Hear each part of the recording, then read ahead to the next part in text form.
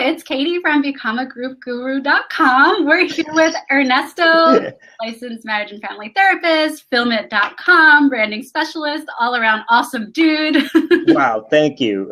Ernesto, welcome. Thank you for being here. It's my pleasure. You know, I'm liking your energy. I mean, I know I see you a lot on social media, but really, it's fun to see you work. Thank you. I feel energized by my work, so I think it's a two-way street. So I appreciate that. Yeah. So I'm going to give our audience a little bit of context, like I did on Wednesday when we talked with Kat, and Kat is here. Thank you, Kat, for being here too. Super psyched about that. So I came up with this idea for Show Up and Shine Marketing because I wanted to talk to therapists about basically, being willing to show up as you are and use yourself and your life and your passion for what you do as a way to market your practice.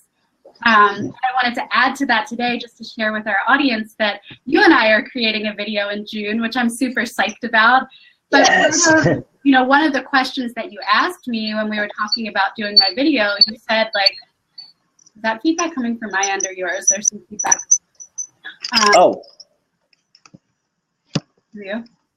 I don't hear any feedback on my end. Oh, okay. Well, hopefully it's just me then. But anyway, okay, so one of the questions you asked me was why now? Why make a video now? What's important about this right now? And my honest answer was I don't know, you seem like a chill dude and I like what you put online and I just want to do something with you. So yeah. I think there's so much value to just that authenticity in the online space and allowing people to connect with you in a way that makes them want to work with you. So that was my first question / lead in for you, was just about how you basically live your life and market at the same time. You put up a lot of books that you're reading, you share a lot of things that you're doing. So can you speak to just the combination or partnership for you of life versus marketing in the online space?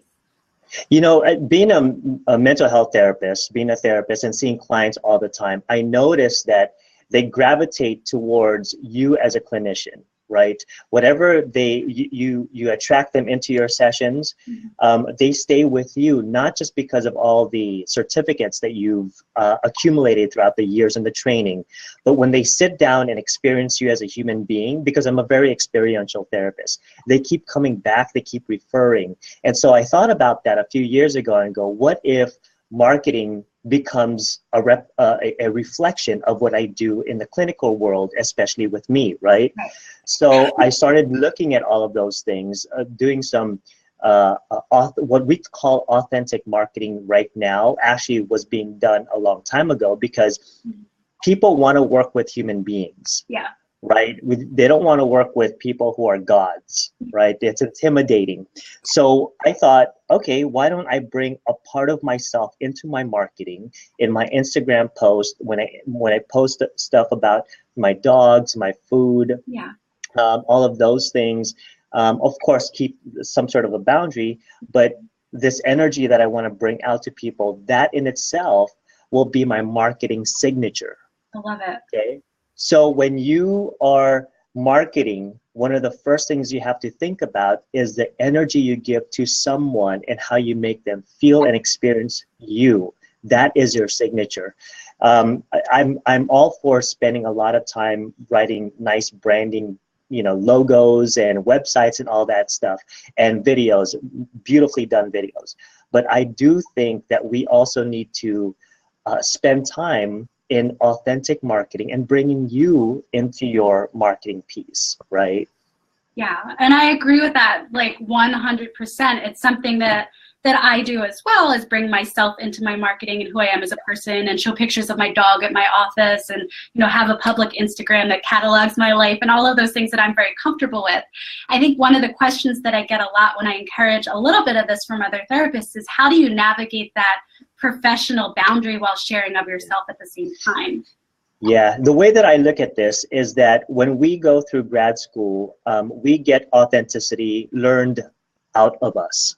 It's almost if they squeeze, just because you become professional, you somehow have to throw you have to throw your authentic self out the door and just be completely professional. Professional does not mean not being human. Okay, it does not mean that. And I keep telling my students, I keep telling the people that I consult with and do videos that you can actually merge being human and being authentic with professionality. Yeah. Right. Obviously, one of the things that we talked about in grad school is not just boundaries, but the legal and ethics. Is it ethical for me to show, to disclose too much information? You have to really consider that. And we know the boundaries, right? Right. But I think what's happening in our community, in the mental health community, is that we are merging and say, I cannot show pictures of my dogs. Yeah. I cannot show pictures of a piece of my life, yeah. and because it's unprofessional. Mm-hmm. I venture to say that our clients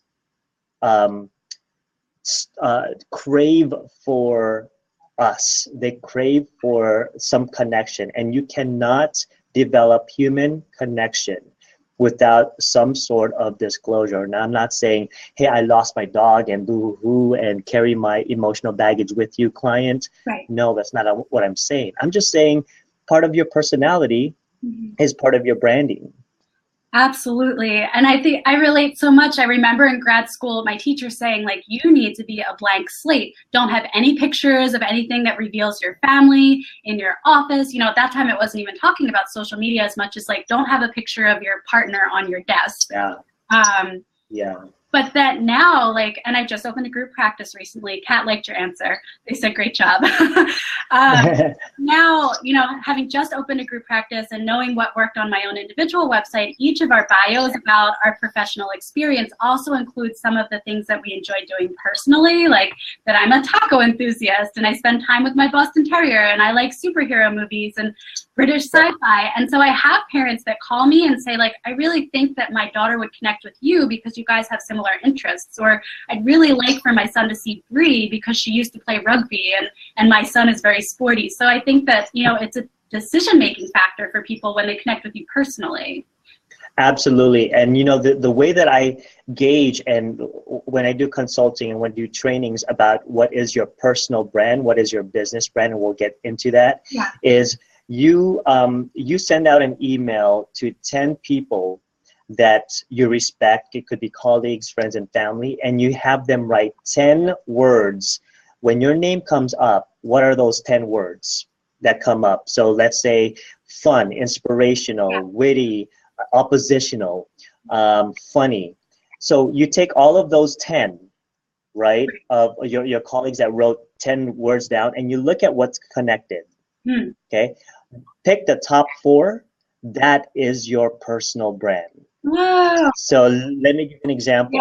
I sent out an email to friends and colleagues, and I asked them, when you come up with my name, when you see my face, when you know who I am, give me 10 words.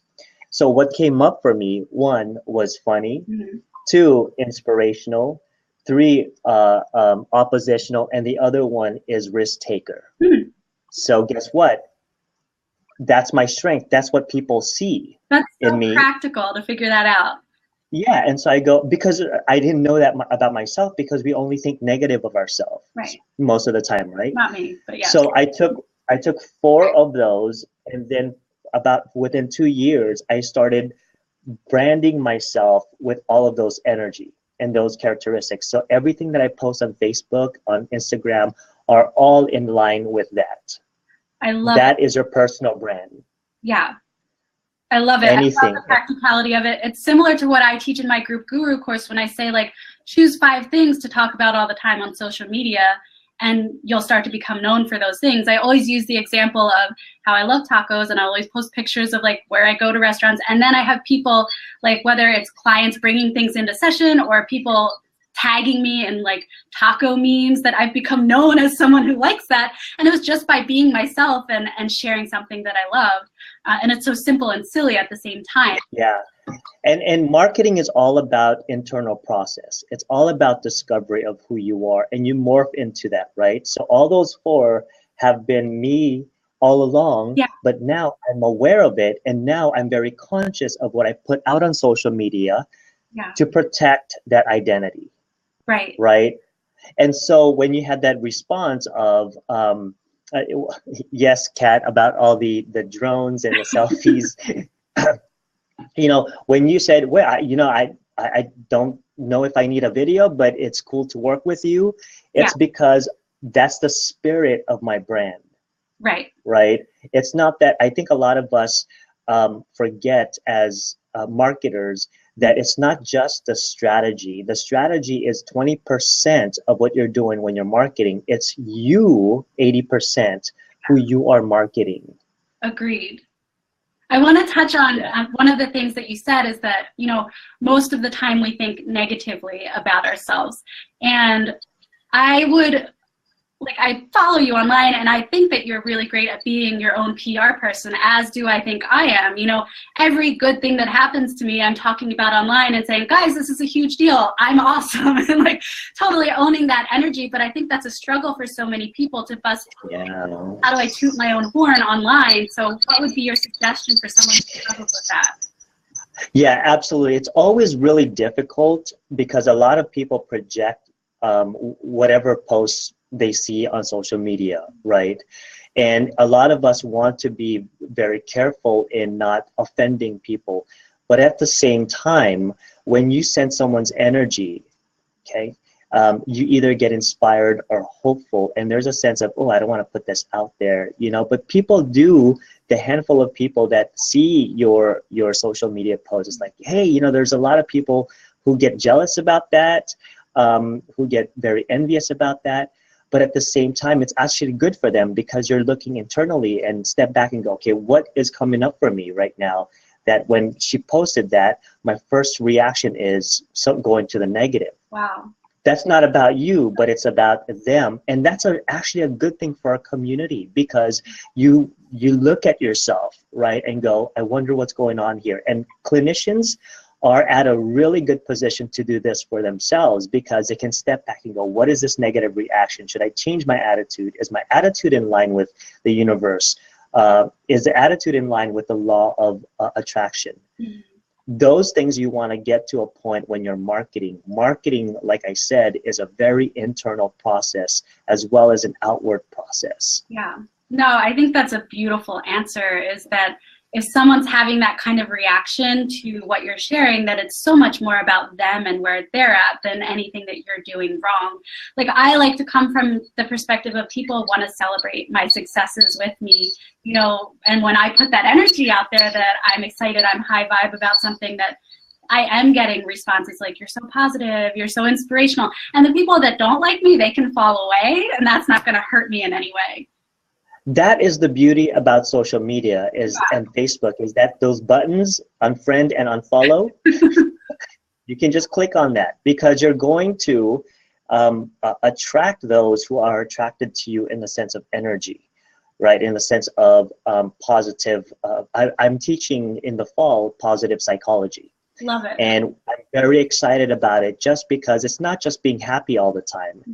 It's about having a state of energy, a state of attitude that you see the world from a different perspective, where you see obstacles as a chance to greatness instead of obstacles as a wall against your success. Does that make sense? It makes perfect sense. I think I picture it as like, I look at the whole timeline. Like, I see people, I use the example sometimes, I watch the show Shark Tank with my family, and sometimes these entrepreneurs that are super successful share their challenges and how they overcame them. So when I see a challenge, I look at it as that part of the story that's going to end over here in my success. Absolutely. And you know, the thing is, I have multiple colleagues who are on call, who are great at picking up their phone when I need to talk to them, because when negative things come up, I need that place where I can be judgy, where I can be negative, where I can be, I hate my life right now, I hate everybody. It's okay to talk about those things, right? That's just not the energy that I'm going to put on social media. That's what I'm talking about as far as boundaries. I want to protect people from my bad vibes. Yes. You know, I'm doing my community a favor by having this group of people where I can talk about all these crappy things, right? Right. And they help carry my burden, but I don't want to do that to my community because that's my branding, right? I need support. People go, wow, why are you so happy all the time? Give me my Starbucks coffee first, then I'll be happy. Same. I hear that too. Like if I go to an activity for my son and I'm like, oh God, like frustrated. They're like, oh, so you are actually frustrated sometimes. I'm like, yes, but that's not what I present online. That we're human, right? So then Yeah. how do you, it sounds like your balance for, you know, authenticity versus a certain energy that you want to portray online is having a support system in place for those times when you don't want to show up online and share in that way. Yeah, yeah. Because the main thing is when you're doing branding or marketing is that you want, there's a thing called inward and outward marketing. Outward marketing basically is when you go and get clients, you do all the action. But I do inward marketing.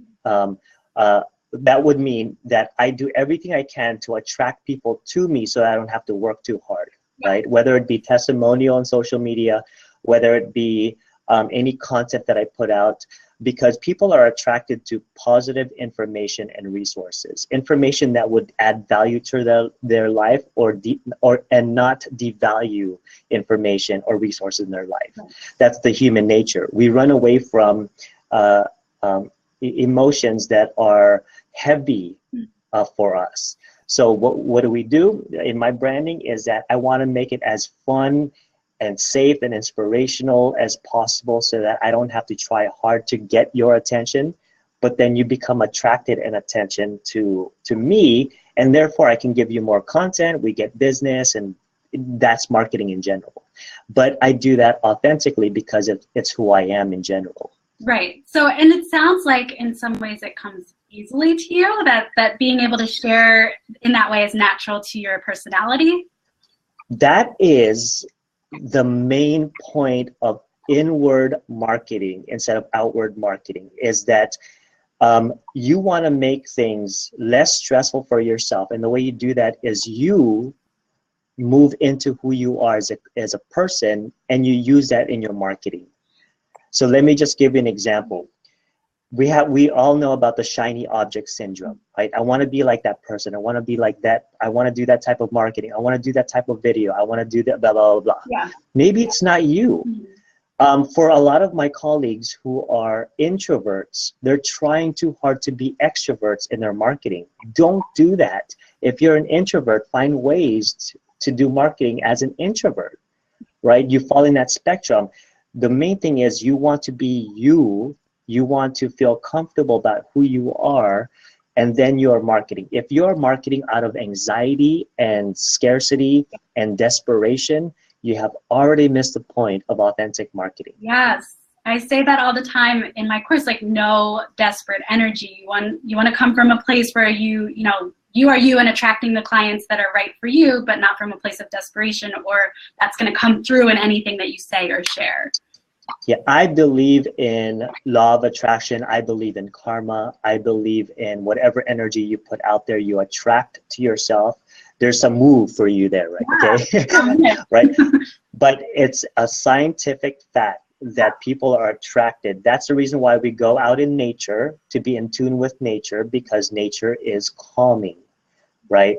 The city and iron walls are not calming. Yeah. But when you go to nature, you get in tune with their energy, and people have that internally. So that's what I want to attract. Yes. Well, so you've already given us some like really great practical ways to figure out branding, figure out what you really want to show up and present in whatever capacity you're showing up online. What would be those first best steps for someone who, say, struggles to put themselves out there, who's not ready for a video, who might not know their blogging voice yet? Like, we lost your video. How would you say? Can you hear me? I can hear you, yeah. Okay. How would you say someone should get started with that sort of thing? Okay, so the first things first is understand what is good for you as far as a marketer. Understand what you feel comfortable with at first. So if video scares the crap out of you, putting a camera in front of you, I would not recommend you do that for now. I would recommend you start with whatever is comfortable. So if it's blogging, I'm going in and out. Can you hear me? I can hear you, we just can't see you, but you're coming in clearly through audio. Okay, perfect. So I would say start with whatever you're comfortable with at the moment. If it's writing content, written content, you go for it. You start with that first. If you want to move towards social media, do a little bit posting on content. The call to action should be, please visit my website for more information or resources. Visit my website, do a lot of traffic towards that. Go towards that, okay? And then if you are getting a little bit braver and braver, just put a camera and you want to do video and social media marketing, just use your cell phone. Yes. Okay? And just record videos off of your cell phone. You don't have to post it or anything like that, but just do videos and then just see what comes up for you when you see your face and you hear your voice, and just process that with a friend, with yourself, or whatever. And then as a marketer, you have to take risk. Yeah. Okay. I have a Facebook group called Filmit.com Video Marketing for Therapists. Awesome. And in this group, I encourage therapists to post their videos, no judgment, just positive feedback. We give you information that you'll need to develop that confidence to do video and social media marketing. Okay. So go slow. If you have a coach that tells you, you got to do this, you got to do that, you got to do this, and you're already stressed out, you might want to seek another coach that would walk you slowly to that. Or even tell your coach, that's not me, can I just slow down? They'll be open to doing that, right? So just go from what you're comfortable with, working your way to the most challenging, okay, which is social media marketing. Go blogging first, feel out for where your potential audience is coming from. Mm-hmm. The other thing too is you want to know who you're marketing to. Okay, there are two categories of people that you want to market to. One, to me and you, the people that's going to refer clients to you and your potential clients. A lot of people think we're only marketing towards our clients. Right.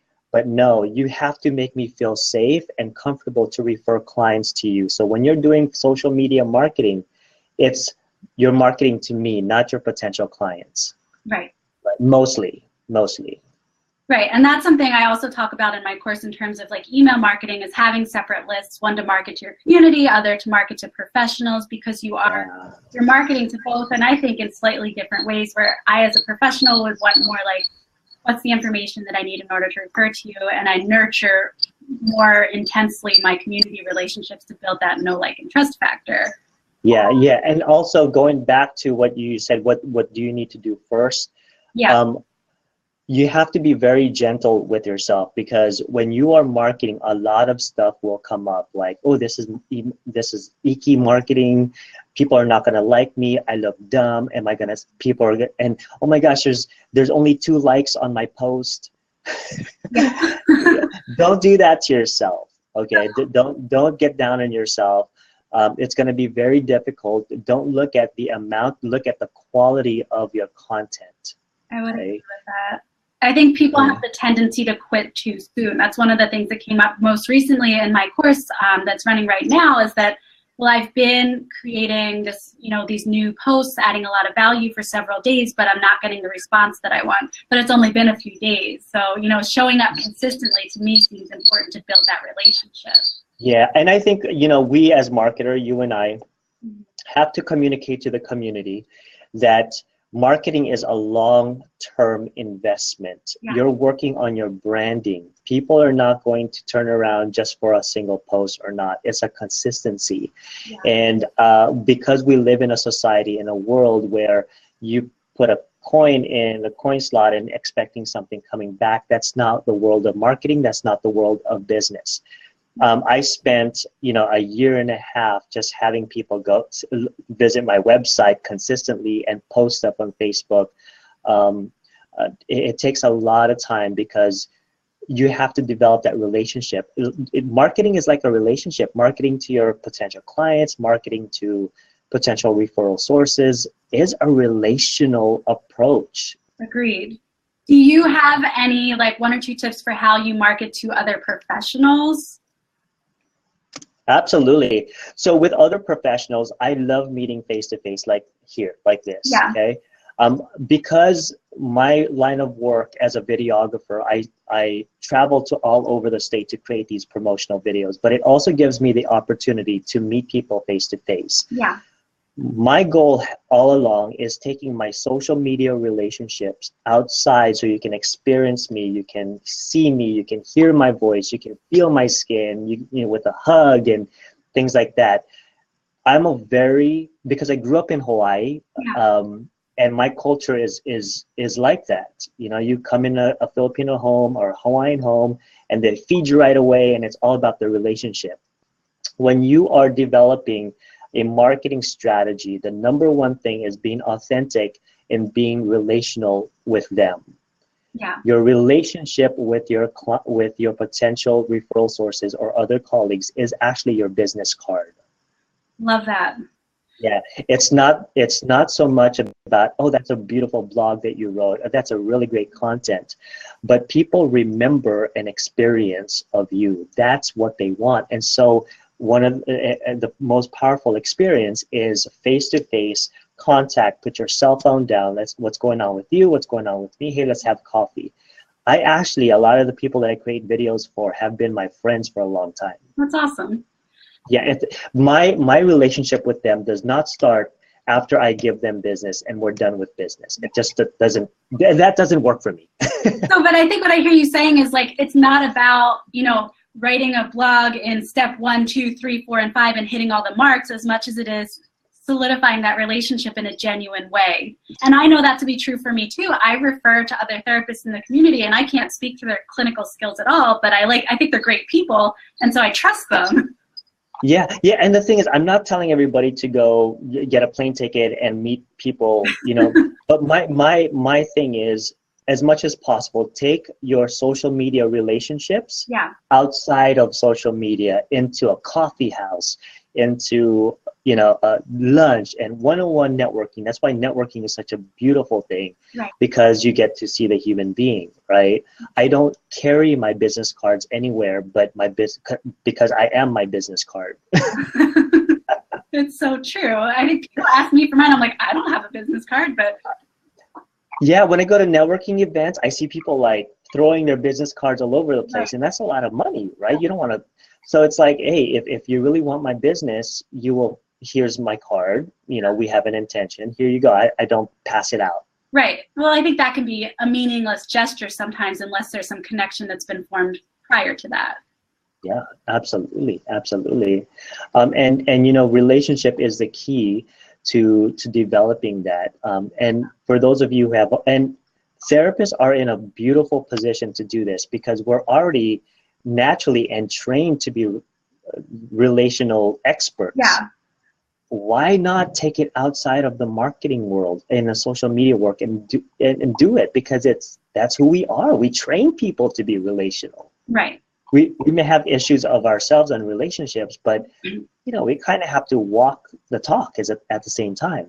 All right, so I'm going to challenge this idea a little bit because I share with my group all the time that I have social anxiety. Like, I love showing up in the online world, but put me in a room with 50 other people and I'm going to be like internally shaking and in the corner. So that to me is not as authentic in terms of marketing. Yeah. Maybe like a one-on-one coffee, I would love to do that, things like that. But so, you know, the same in the actual world as in the online world, figuring out ways to do it authentically for you rather than one right way to do it.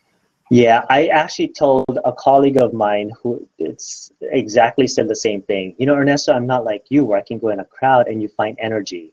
You know, I'm a true extrovert, but I would say that one-on-ones are the best. You know, one-on-ones, maybe a small, tiny group.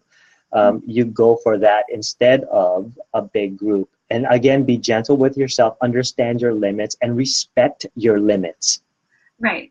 Right. And I think that is exactly what I do. You know, I do a consultation group that I've joined with 4 other therapists. And that for me feels really great and energizing. But to go to like a meetup with a ton of other people, no, not right now. Yeah.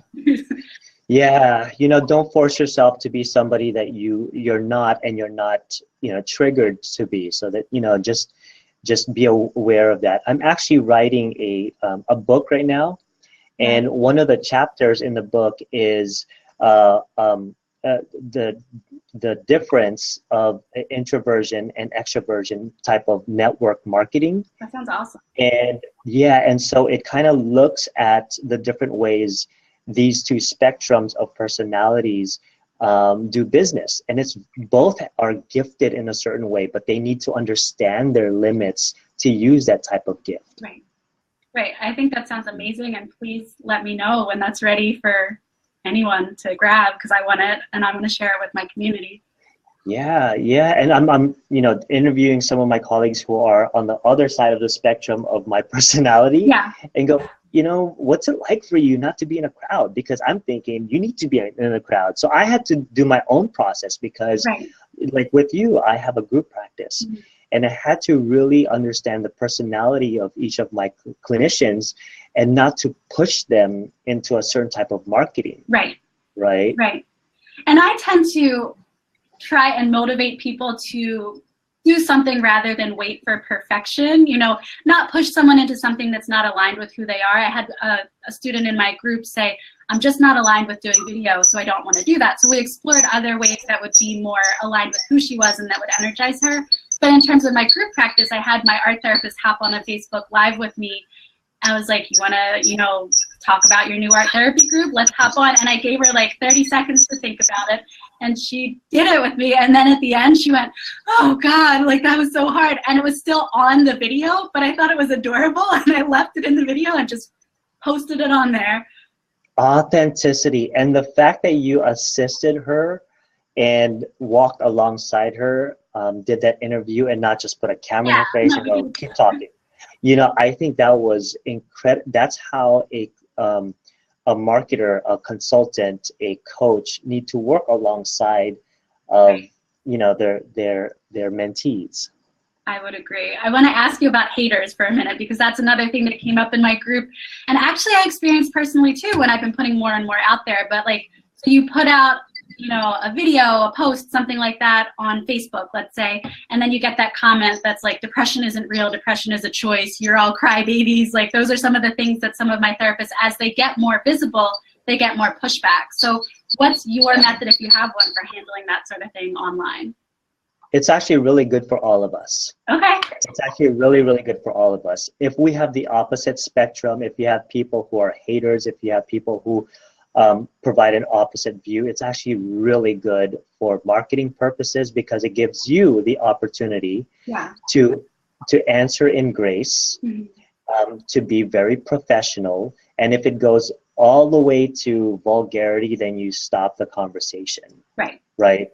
But this is absolutely good for marketing, because then people will see how you respond in a way to them, and they go, that is an incredible answer, that is a gracious answer. Because in our clinical world, we do that all the time, because we have clients who are going to be frustrated with us, who's going to be angry at us, but we come into our humanness and professional all mixed together, and we address it appropriately based on their reaction and response. It's exactly the same thing when people are posting crap on Facebook against what you're doing or whatever. And the worst thing you could do is challenge head on and be disrespectful to them. But you're not just marketing to that person. You're being an example to all the other people that's watching your response. Okay. Right.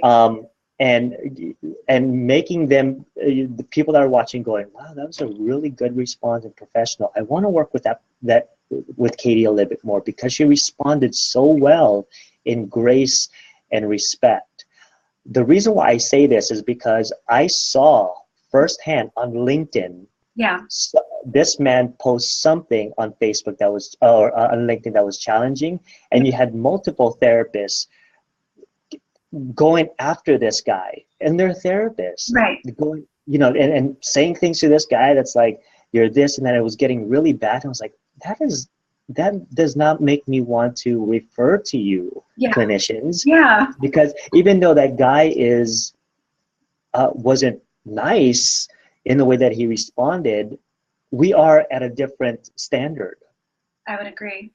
Right? I would like us to be, so we're not always. Yeah, and we are human. Yeah. but at the same time, we have to protect our profession. We have to protect the licensed professional counselor name, the marriage and family therapy name, the psychologist, social worker. We have the obligation as a community to protect the mental health world and the mental health field. Whatever you post on Facebook, on social media, unfortunately, cannot be taken back. Right.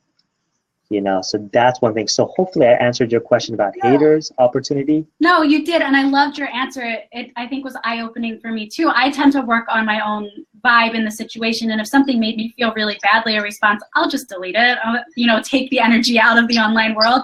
But then other times I'll consider responding to it in a professional way, and then also like silently thanking that person, because I know that it's people like that that keep me in business, because then I, you know, more people that I can work with to heal the world in a better way. And it's hurtful. It's hurtful to see that, because, you know, we want people to be nice. Right. We want people to love what we do on social media and our branding, our marketing, but that's not the real world. Right. I would agree with that. So it is kind of just like therapy, like a small controlled environment of the greater world and what's happening out there, and giving us some insight into things, for sure. Absolutely. And you know what? You have enough people to tell you you're amazing. You know, you have a lot of people that you've helped throughout the years. Yeah. Focus on them.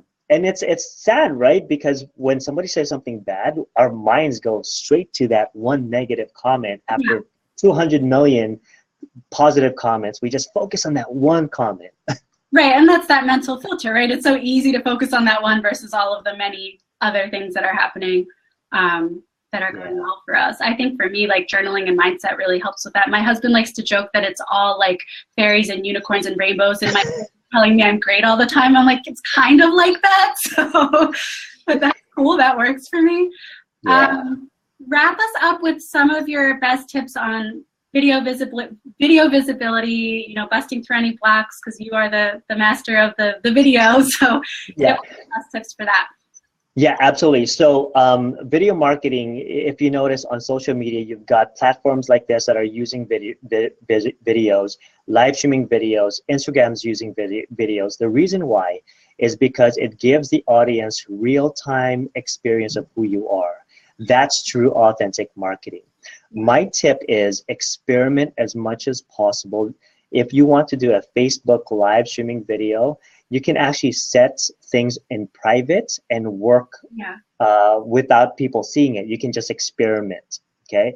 And when in doubt, if you want to know things about social media video marketing, go on YouTube and just put how to do video and social media marketing. You've got tons of people going through that. Right.